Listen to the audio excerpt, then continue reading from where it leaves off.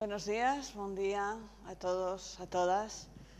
Encantada de estar aquí con vosotros y quería empezar esta presentación planteándoos esta pregunta. ¿El periodista es víctima o es ejecutor?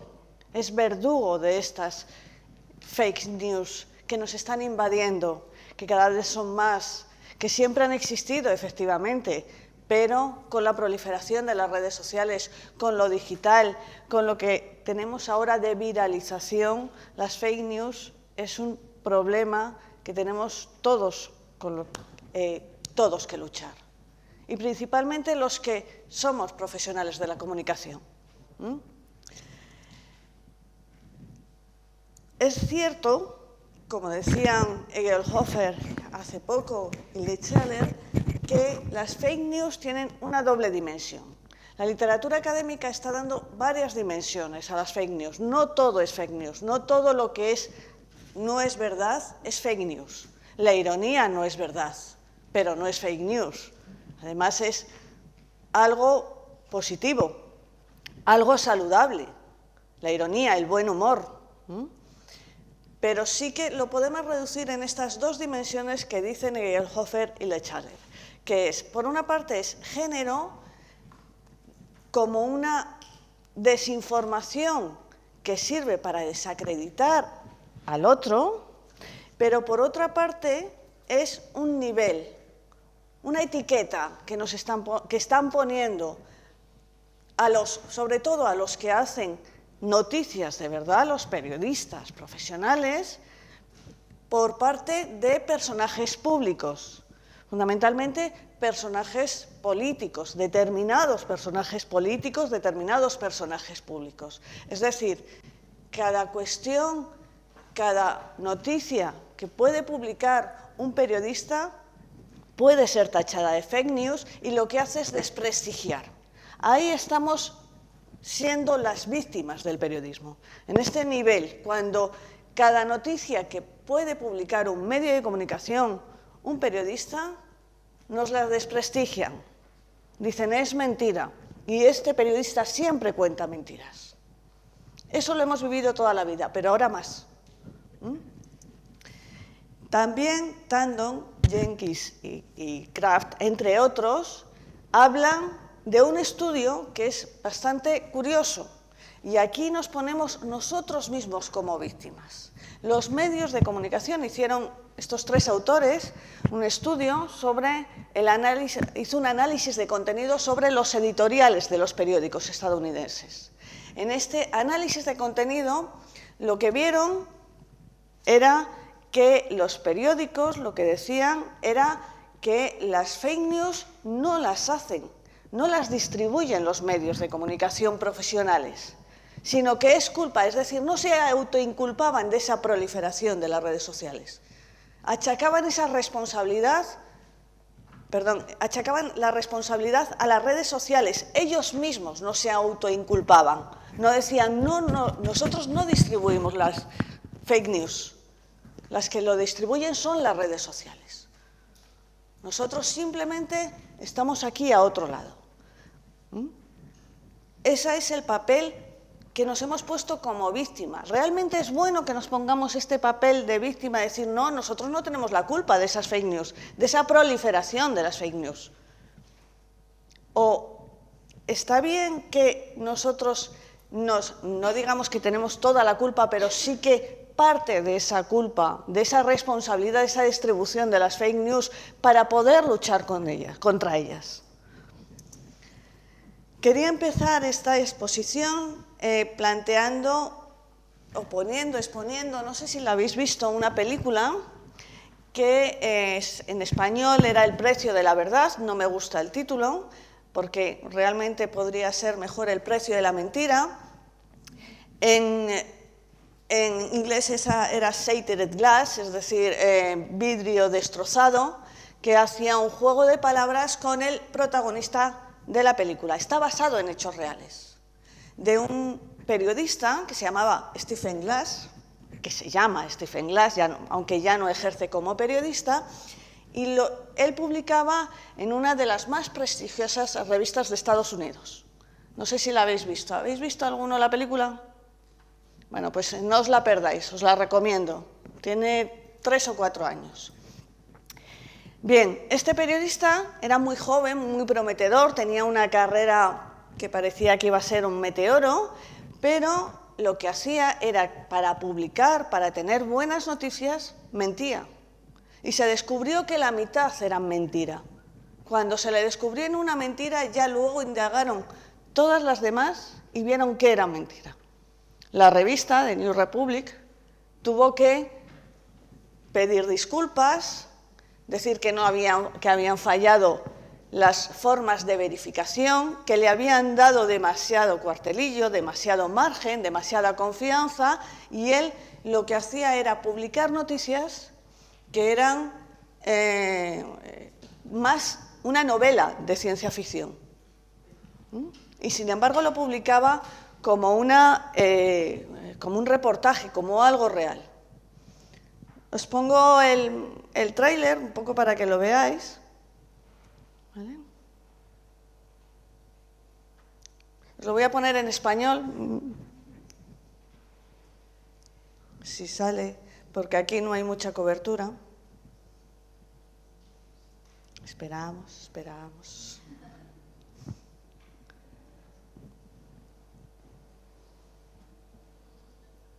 Dura 30 segundos. Bueno.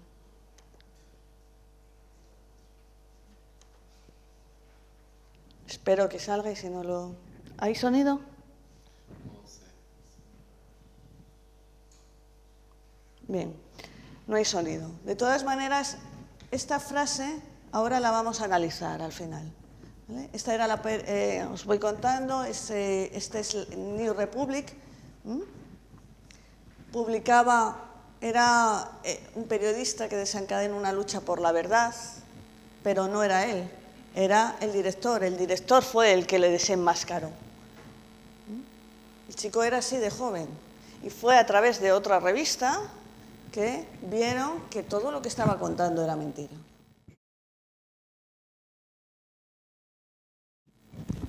Bien, lo tenéis, podéis sacar la película.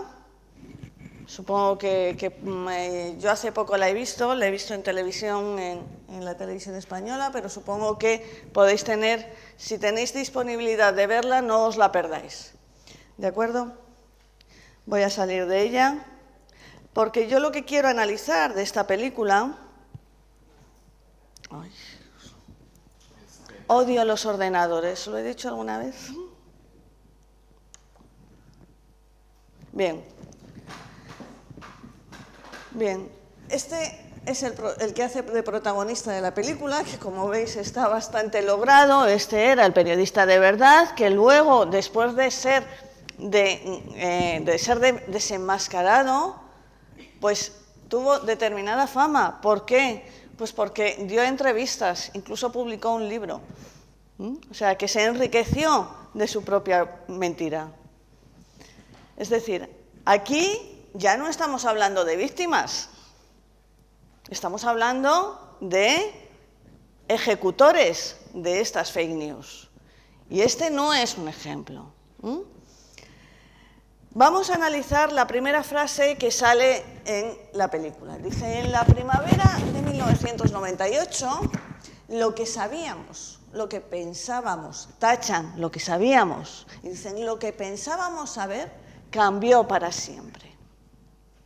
¿Es verdad esto de lo que sabíamos o lo que pensábamos saber? Hablando como si fuéramos público. ¿O es lo que queremos pensar que es? Es decir, tenemos el defecto, puede ser, en algunos más, en algunos menos, de que vamos a creer aquello que nos conviene, aquello que nos viene bien, o aquello que ya nos quita todas las dudas, independientemente de que sea mentira o que sea verdad, y con eso se juega con las fake news. Es decir, es como un chiste, una historia de humor que dice un hombre que va al médico, que es un hipocondríaco, y que le dice, no, usted no tiene nada, no se preocupe, usted no tiene nada. Y él dice, no, yo me siento que tengo algo. Y va así a otro médico y le dice que no, usted no tiene nada. La segunda versión le dice, no tiene nada, usted está sano. Tercer médico y le dice lo mismo, hasta que llega al cuarto y le dice, usted tiene una enfermedad muy rara. Y el paciente, el hombre, dice, esta es la verdad. Porque es lo que quiere saber, lo que quiere creer, aunque sea la mentira, es lo que quiere creer. Y eso, hay estudios que dicen que es biológico, que nos aferramos a aquello que nos viene bien, que nos resulta cómodo. Y en eso también se basa esa viralización de las fake news. ¿Vale? Un ejemplo de ello, una de las fake news, podríamos, en el sentido más amplio de la palabra, la guerra de los mundos, la retransmisión radiofónica. ¿Cuándo se retransmitió? ¿Cuándo se hizo esa retransmisión? ¿El? 38. ¿Qué día? 30 de octubre. 30 de octubre, víspera del Halloween, allí en Estados Unidos. 1938, cuando estaba claro que iba a empezar la Segunda Guerra Mundial. Estaba a puntito de comenzar.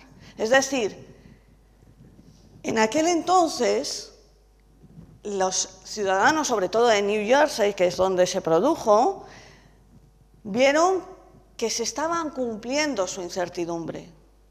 No hay temor mayor para la persona, para cualquiera, que la incertidumbre. Es mejor saber lo malo que la incertidumbre. Y con eso se jugó. Ya, efectivamente, estaban diciendo, ¿va a haber guerra? ¿No va a haber guerra? ¿Qué va a pasar? ¿Qué no va a pasar?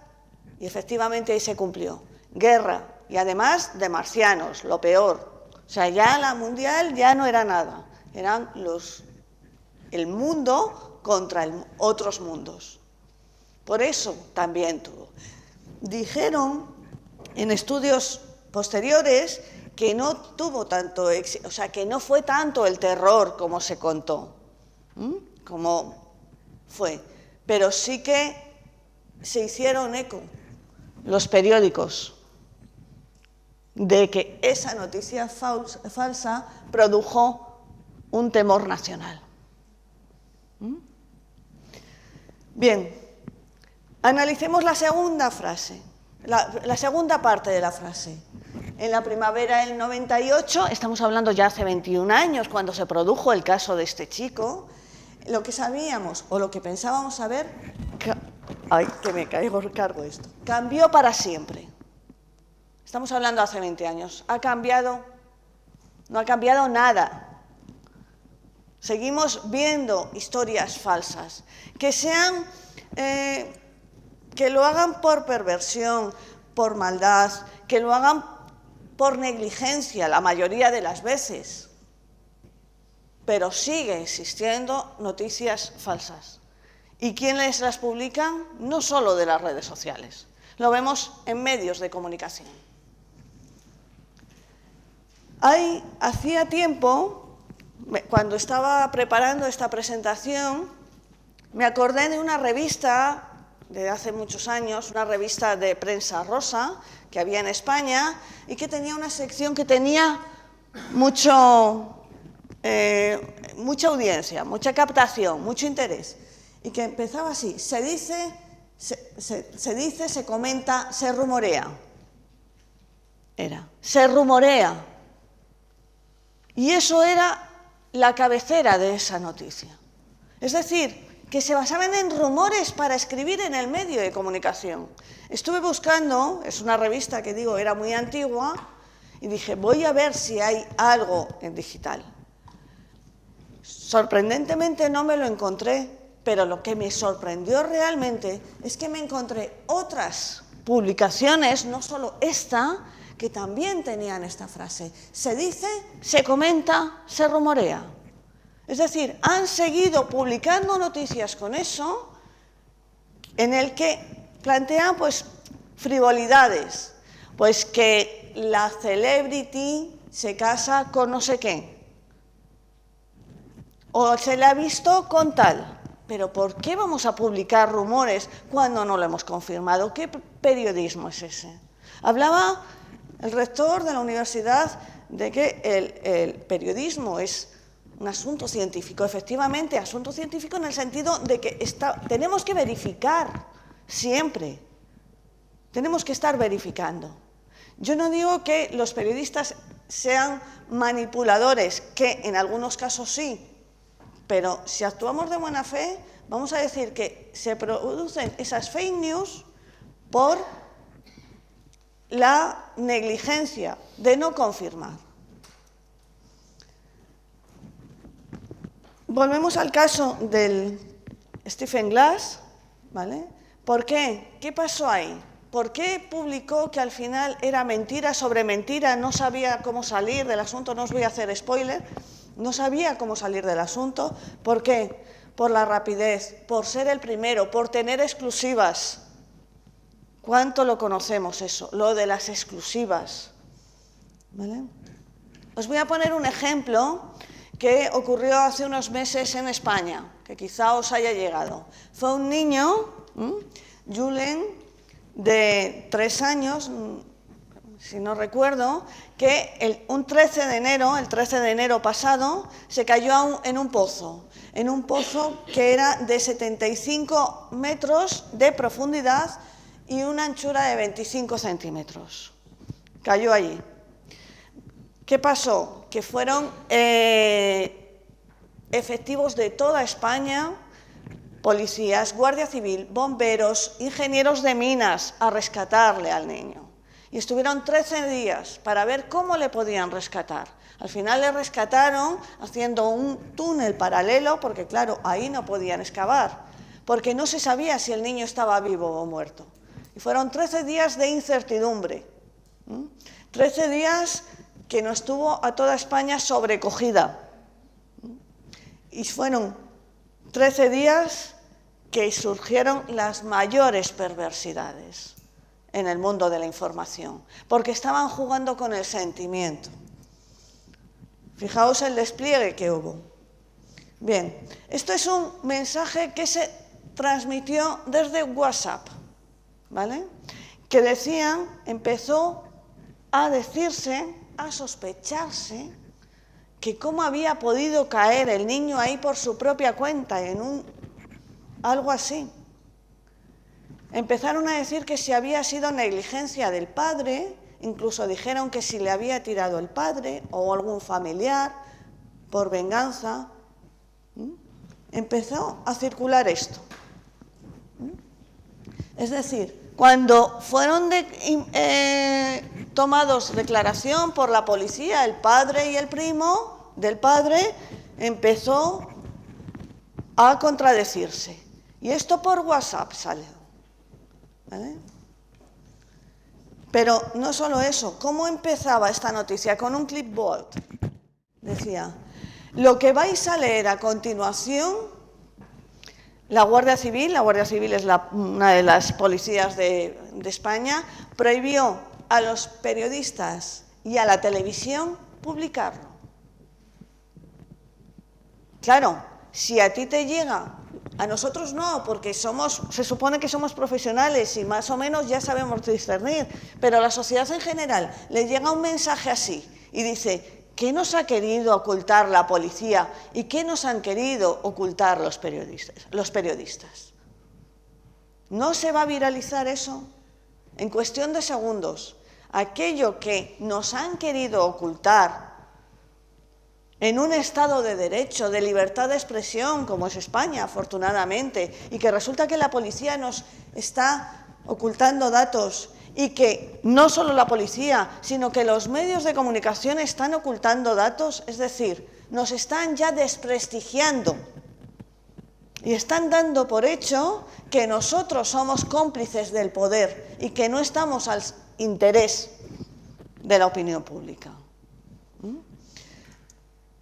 ¿Por qué este mensaje, que cuando lees esto dices, no puede ser que un padre en su sano juicio natural vaya a tirar a un hijo, que por otra parte la historia era mucho más cruel, más impactante, porque la pareja, los padres, habían perdido hacía un año a otro niño por una muerte súbita.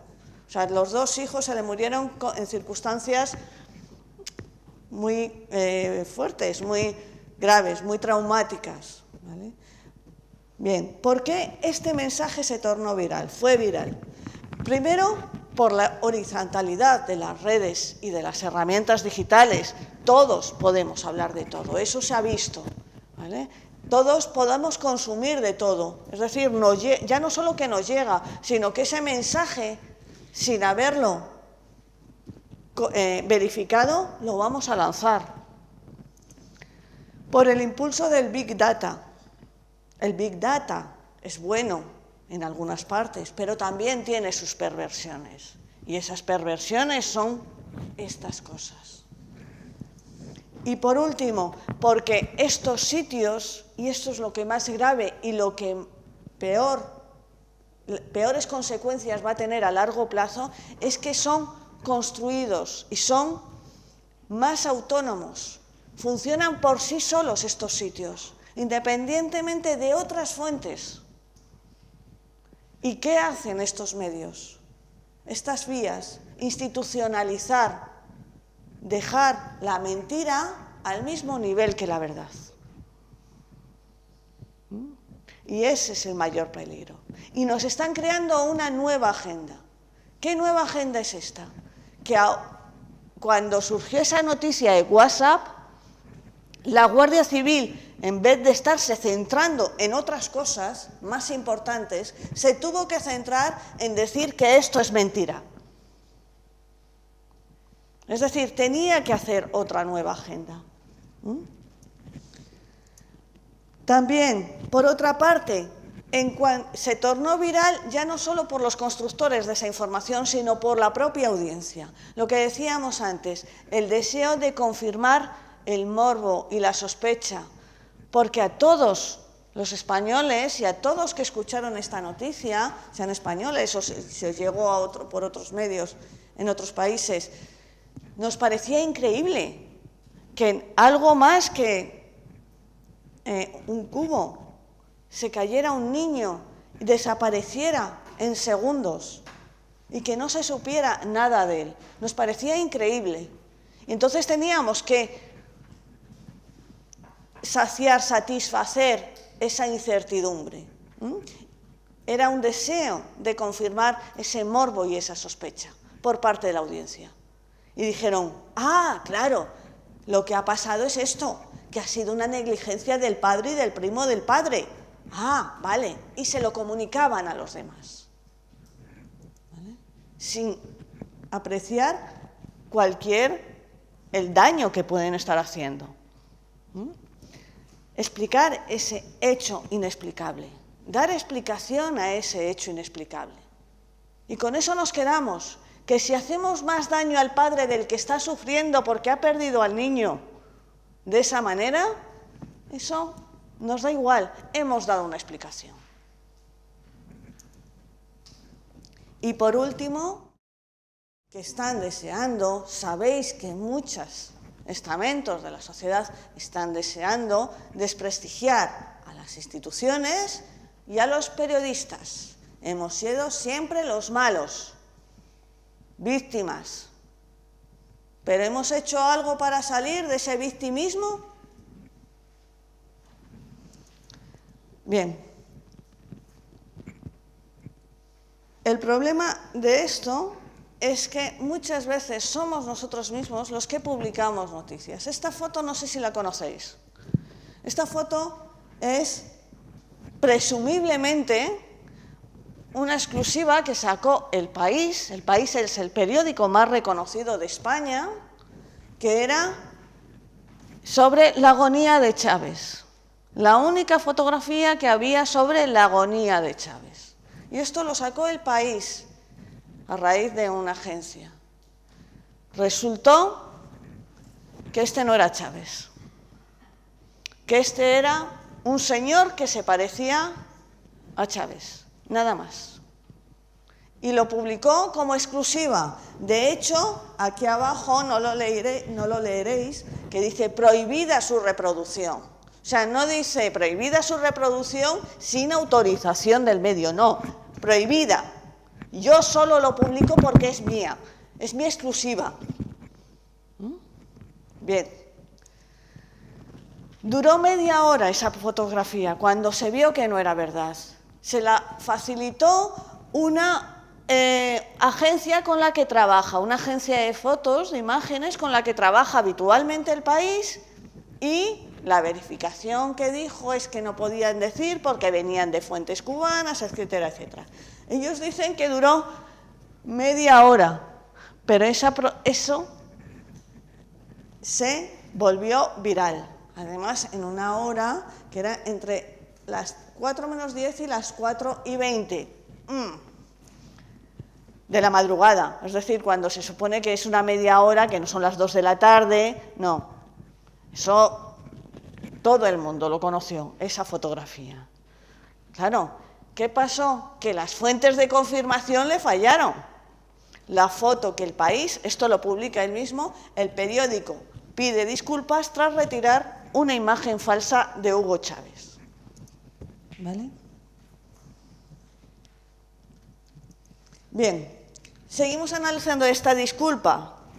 Dicen, se hizo, porque claro, esta fotografía no solo fue publicada en redes sociales, fue publicada en medios impresos. Ay, amigo, ¿cómo quitas eso?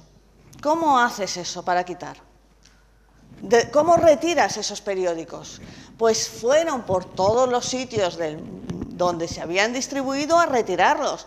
Pero claro, se leyó. Entre otros, se leyó en hoteles. Ahí estábamos distribuyéndolo por todos lados. ¿Vale? Dice, el periódico revisará sus procedimientos de verificación en vista de los errores cometidos. ¿Vale? Dice, pero es que, además, lo curioso de esto es que no había sabido, y lo reconoce, que no había sido capaz de verificarlo, que no sabía realmente de dónde eran las fuentes, y aún así va y lo publica.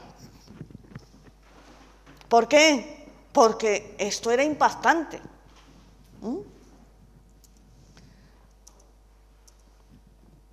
Bien. Otro caso de esto, ya no solo que fuera mentira o verdad esta fotografía, ¿es realmente informativa? ¿Nos informa de algo? Un tío que está con los tubos, que sabíamos ya que Hugo Chávez estaba en sus últimos días, ¿para qué nos saca esta fotografía? ¿Nos está informando de algo? ¿De que está muy malito? Ya lo sabíamos, que estaba muy malito, que estaba muy enfermo, que estaba a punto de morir. Pero ellos sí que consideraron que era. ¿Vale? ¿Por qué? Ya estaban achacando a la ausencia de transparencia.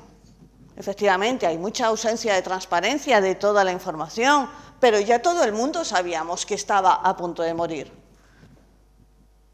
que tenía un cáncer muy avanzado y que si ya no salía a la luz pública. ¿Por qué? Pues porque no podía. ¿Vale? Es decir, dice sí que era por la ausencia de autoridades. O realmente lo publicaron porque como era exclusiva, era impactante, lo hicieron. Están poniéndolo en el otro lado. No, la culpa es de los venezolanos, del gobierno de Venezuela. Porque como no nos da la información, pues nosotros nos la tenemos que buscar, aunque sea mentira. Bien, esa fotografía que hemos visto, ¿tiene alguna diferencia con esta? Esta es otra fotografía que también fue muy controvertida. Si no lo veis, esto está sacado desde un monitor de un hospital, y esta es la primera mujer, la primera y el único caso, afortunadamente, en España, que se detectó el ébola. Era la enfermedad del ébola, que era una cooperante de una ONG y que trajo a España la enfermedad. Y estaba aislada. Imaginaos el miedo de todo el mundo. ¿Qué va a pasar? Ya tenemos el ébola en España, nos vamos a morir todos. Sacaron esta imagen para que viéramos que está totalmente aislada. ¿Qué información nos está dando eso? Una mujer que está allí, que bastante está sufriendo como para que esto. ¿Cómo estamos sacando? Resulta que la de Hugo Chávez sí era informativa, pero esta sí que la sacaron y dijeron, no, perdonad, que es que no es tanto informativa. ¿Qué más nos da? Lo sacó el periódico de Cataluña, ¿vale? Esto es la imagen en el Hospital Carlos III de Madrid, ¿vale? Bien, dice, nos quitamos el tuit con la foto de Teresa Romero en el hospital. Pedimos disculpas a nuestros lectores, esto es El País, porque la imagen no debería haber sido publicada.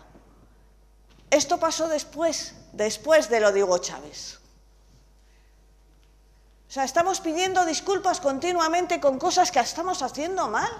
Vale que caigamos una vez, pero 20 veces y continuamente, y que ya con solo las disculpas ya está. ¿Qué prestigio nos estamos formando?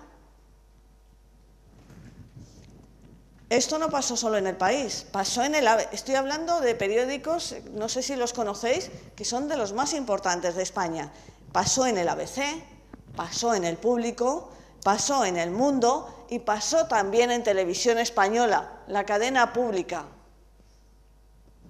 Es decir, todos los medios publicaron esa fotografía.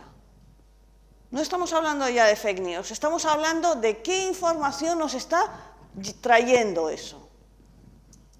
¿Vale? Volvemos al caso de Julen. Otra fake news, y esto publicada por otro periódico, ya no en WhatsApp. Dicen, cuando en medio de los 13 días, al sexto, al séptimo, dicen, localizan a Julen debajo del tapón de arena a 73 metros de profundidad. Esto lo publicó El Español, cuyo director es uno de los más conocidos y reconocidos de España, Pedro J. Ramírez. ¿Vale? Esto fue mentira. Al final tuvo esta noticia, rápidamente tuvo que sustituirla por esta. Localizan tejido de Julen en el tapón de arena del pozo. O sea, ya no era el niño, sino era tejido que se vio que tenía su ADN. ¿Pero por qué hizo esto? Para ser el primero, sin verificarlo realmente. Llegó la policía, llegó la Guardia Civil, otra vez tuvo que cambiar su agenda y decir, no hemos localizado a Julen, hemos tenido que localizar a esto. Solo hemos localizado un trozo de tela del niño. Nada más. El niño todavía no sabemos dónde está. Bien, yo no estoy diciendo que sean los demás los que hacen fake news. Esta fue mía. Esta noticia fue mía. Y fue una noticia falsa. Y además, noticia falsa ya no solo sin verificar, adelantándome a unos hechos que todavía no se habían producido.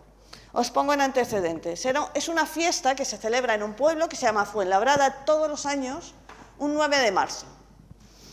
Y todos los vecinos se van al campo, miles de vecinos van al campo a comer tortilla.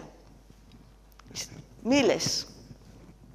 Bien, nuestro periódico era un periódico semanal y se cerraba los jueves para salir los sábados. Es decir, teníamos que adelantar lo que iba a pasar el sábado. Y en este año, justo la fiesta cayó en sábado. El jueves decíamos, ¿lo publicamos o no? Porque estaba lloviendo. No sabíamos qué iba a pasar el sábado. Aún así, lo publiqué. Dije, me lanzo a la piscina. Voy, lo publico. Ese sábado llovió lo que no dejó de llover en su vida. No había visto llover más. La fiesta se había suspendido.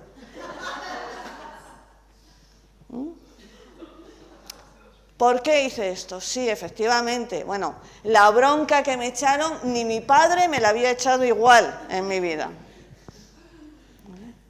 ¿Qué pasó? ¿Por qué pasó esto? Pues porque decía, tiene que suceder, me lo tengo que creer. ¿Cómo voy a sacar? Me puse en el caso, si llueve, irán por lo menos los jóvenes. Algo, porque los jóvenes a todos los sitios. Bueno, no, imposible. Es que vamos, como fueran los jóvenes, les llegaba el agua hasta las rodillas. No. Me arriesgué y publiqué algo sin confirmar. Y esto no puede ser. No podemos publicar algo sin confirmar. Y si nos quedamos a medio camino, mejor que si nos excedemos del camino. Tenemos que confirmar. ¿Cuántas veces hemos matado a personas que todavía no se han muerto? Por ser los primeros. ¿Vale? Otra perversidad que tenemos los periodistas. Cuando no tenemos noticias, nos vamos a las redes sociales y publicamos lo que vemos bien. Esto es de un pueblo que además me lo dijo el propio que lo explicó. Dijo, he cogido una noticia de Facebook y le he puesto una denuncia de un vecino y le he puesto como noticia. Era que un vecino de Griñón denuncia la presencia de cucarachas. ¿Por qué? Porque lo había visto en Facebook. Y además lo pone aquí. En su denuncia realizada en la página de Facebook del ayuntamiento, el tío va... La noticia, o sea, el Facebook era este, lo localicé y el Facebook he quitado el nombre del autor, ¿vale? Que habla de eso, qué decir de la llegada de la primavera, que empiezan las cucarachas, que no las limpian en este pueblo, ¿vale? Y con eso surgió esta noticia. ¿Cómo sabemos, cómo sabe el periodista que lo ha hecho? Que ese hombre que lo ha publicado en Facebook no tiene nada en contra del Ayuntamiento de Griñón, no quiere desprestigiarle, porque si leemos toda la noticia, no hay tan siquiera declaraciones del Ayuntamiento de Griñón. No se ha ido al barrio a hablar con otros vecinos y decirles o preguntarles, ¿hay cucarachas? No. Él se ha conformado con un tío que a lo mejor está loco, que no está en su sano juicio y que ha visto en sueños cucarachas y lo ha puesto en Facebook. Y con eso ha puesto la noticia.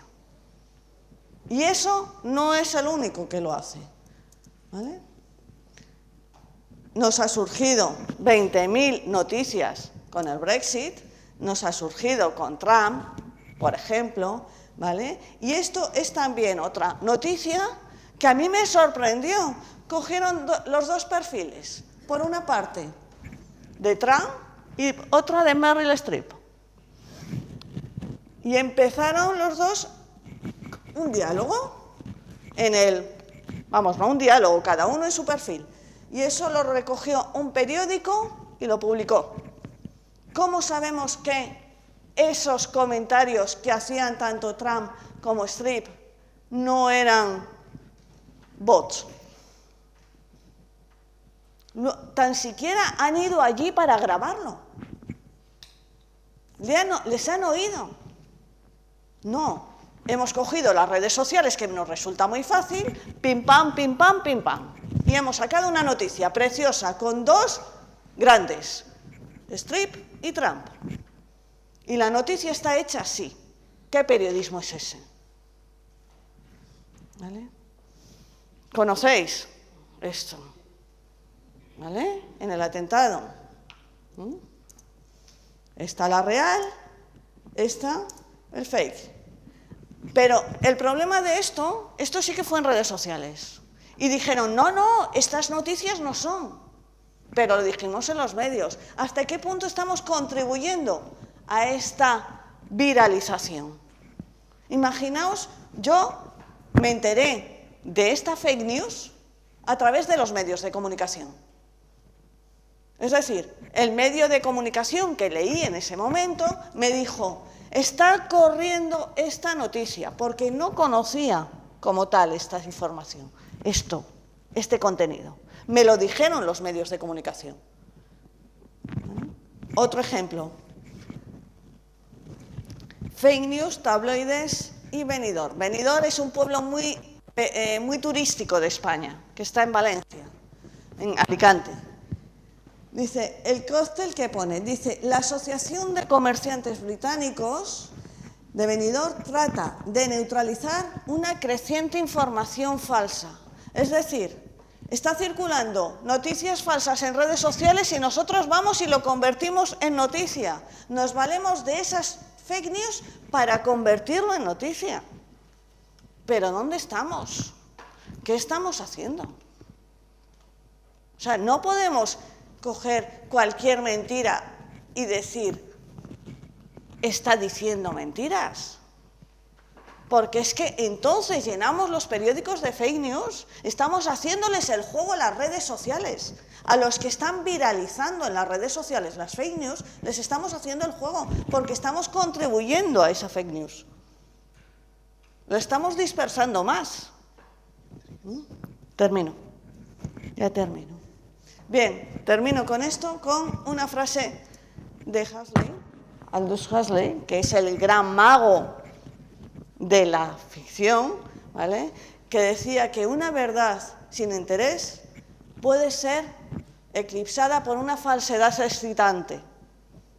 Esta frase, como periodistas, nunca la debemos de tener en cuenta.